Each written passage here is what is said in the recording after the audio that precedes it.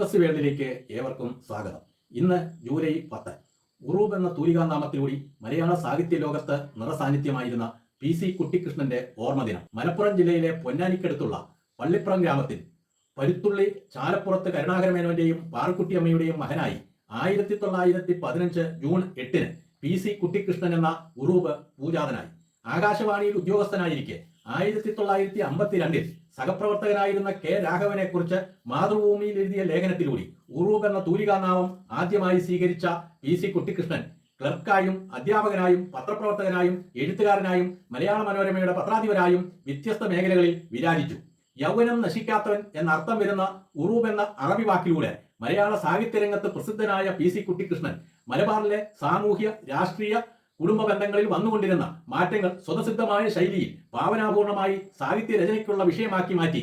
കവിതയിലൂടെ സാഹിത്യരചനാ ലോകത്തേക്ക് കടന്നു വന്ന ഉറൂബ് കഥ, നോവൽ, നാടകം, തിരക്കഥ തുടങ്ങി സാഹിത്യത്തിന്റെ വിവിധ മേഖലകളിൽ അനശ്വര നക്ഷത്രമായി മാറി.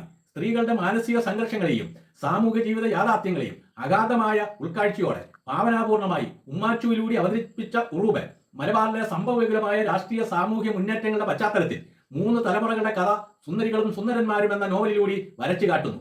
ചരിത്രബോധത്തിന്റെ പശ്ചാത്തലത്തിൽ വർത്തമാനകാല ജീവിത യാഥാർത്ഥ്യങ്ങളെ മലയാളികൾക്ക് കാട്ടിത്തന്ന ഉറൂബ് 1979 ജൂലൈ 10 നമ്മോട് വിടവാങ്ങി.